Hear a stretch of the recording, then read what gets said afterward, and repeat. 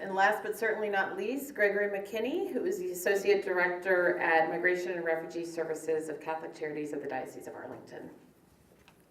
Good evening. I'm going to depart from my prepared remarks to some extent, so I apologize to you from the outset.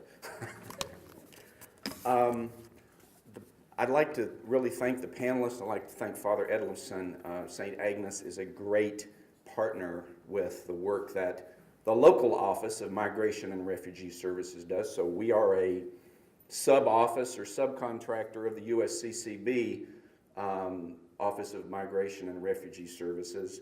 And on the mission statement of the USCCB Migration and Refugee Service, it says, "Our commitment is rooted in the gospel mandate that every person is to be welcomed by the disciple as if he or she were Christ himself." So Ashley and Jeff are inviting you to engage with the politics and the policy and participate with that. Jeff doesn't send too many emails. I'd encourage you to sign up for the VCC email. We are the people that meet the stranger at the airport and help them set up their household and enroll their kids in school and get their Social Security card.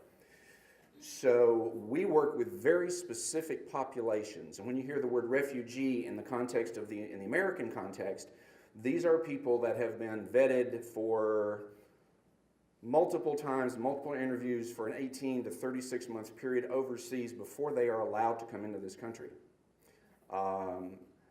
So the refugee is someone that has crossed an international border and can no longer go back home. And they have, they go back home with fear of their lives, and they have crossed a border fleeing persecution on the basis of race, religion, nationality, political opinion, or membership in a particular social group. So if they meet the legal definition of a refugee and pass, I'm doing dangerous oversimplifications, come into the country through the system, that's a refugee. We also work with asylees, people that are in this country claiming the same standard, I can't go back home because of persecution under those 5 terms, and I want to stay here. So if their petition is approved, either by a USCIS administrative official or most often an immigration judge, after about a 2 or 3 year period for many of them, they can come and receive services. They have a status that we can work with. We also work with, and this has been the bulk of our clients for the last, since 2014, people that come into the country with what's termed a special immigrant visa, an SIV. And those are Afghans and Iraqis that worked with our troops overseas. They were combat translators out under fire, or they were embassy drivers or security in the embassy, or they were engineers building roads and bridges and rural development projects. And because they were collaborators with the U.S. or coalition forces, the Afghan government doesn't have a problem with them, but the bad actors in their neighborhoods do. And even though they were working with our forces overseas, they also have to have a vetting process that usually on average takes about 30 months while they're looking over their shoulder wondering if somebody's going to come after them. We've actually had clients that in the waiting period have lost a family member before they got here.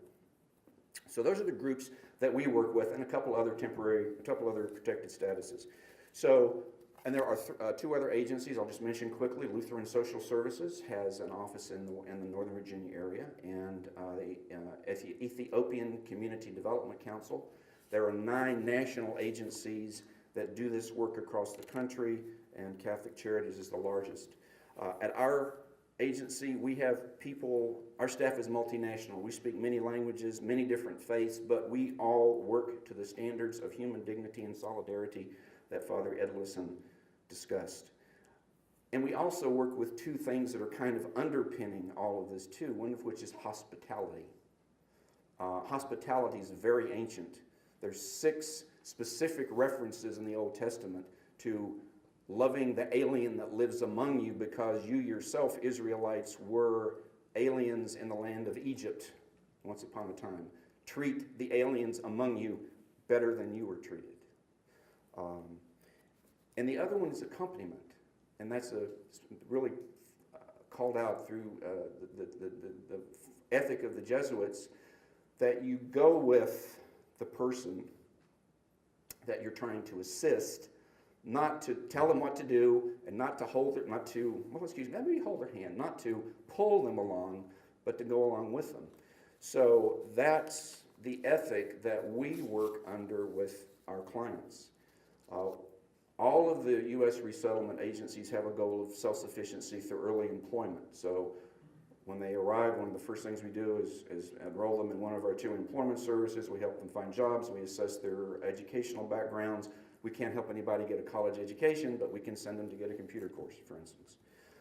Integration, not assimilation, integration into their communities so that they understand the country they're living in, and we're in a position, y'all are in a position to understand the cultural aspects, the cultural differences. And none of this works unless it's a public-private partnership. And I can speak for the 3 agencies in Northern Virginia, the best examples of public-private partnerships that you could hope to see: government, nonprofit, and the community working together. So we meet the stranger at the airport. When they come in, we've got someone there to greet them. Sometimes people from the parishes come along with us to greet them. There's got to be someone in the state of Virginia that they have to have a connection with. In Northern Virginia, that is an immediate family member. Other parts of the state, it could be somebody that knew you overseas, but those people have to step up before they're allowed to come and live in Virginia. We'll help them set up the household. We use donations from the parishes. Everybody gets new bedding. Most people get new pots and pans. They might get a used dresser or a used couch, but we give them as nice of things, again, because of that human dignity, and also made possible by the generosity of the parishes. So there's a 90-day period that the State Department contracts with these organizations, the reception and placement period that gets them settled.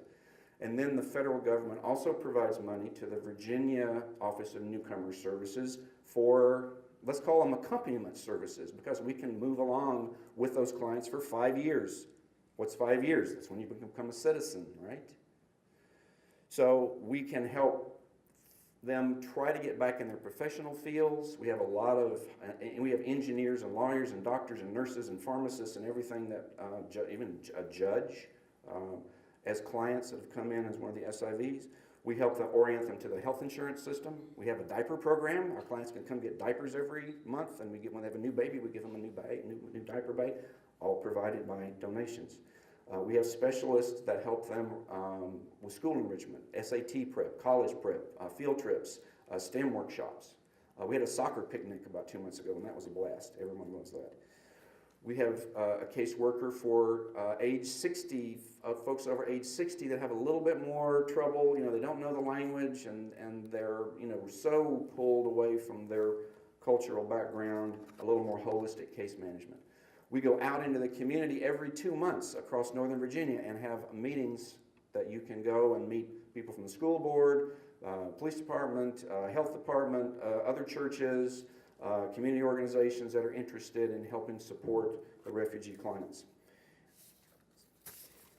So I want to give you just a few numbers about sort of the volume and the things that we do for work. So this is just talking about my office now and then the national picture.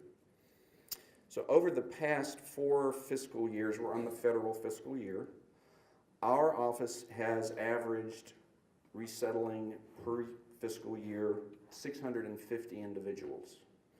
And that's been anywhere from like 24 to 26 countries. So we're 11 months into the current fiscal year, and our number is 270 individuals representing 6 countries. Most, actually 90%, usually about 60-70% with the Afghan and Iraqi SIVs. In previous years it's 90%, almost 90% this year.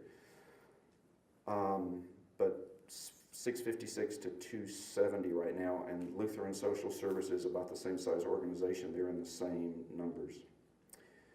Nationally, since 1975, the average annual U.S. admissions was 77,525.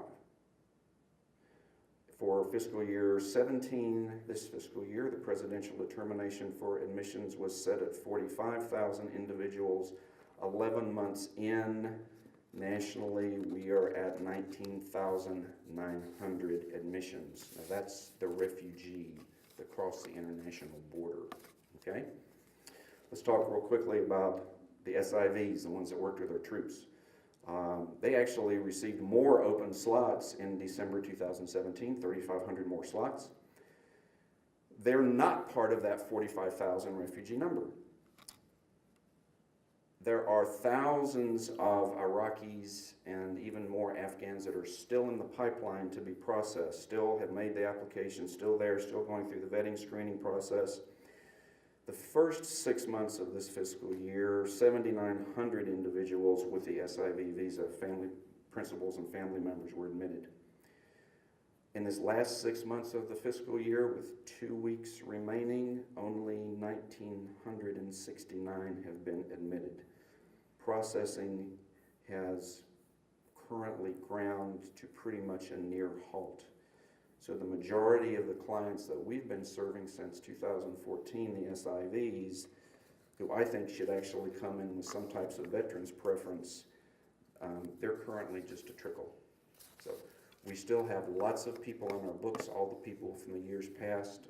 Love to talk to you about volunteers. I'm not going to take any more time. Perhaps we'll have some more time to dig into some of these other things afterwards. Thank you.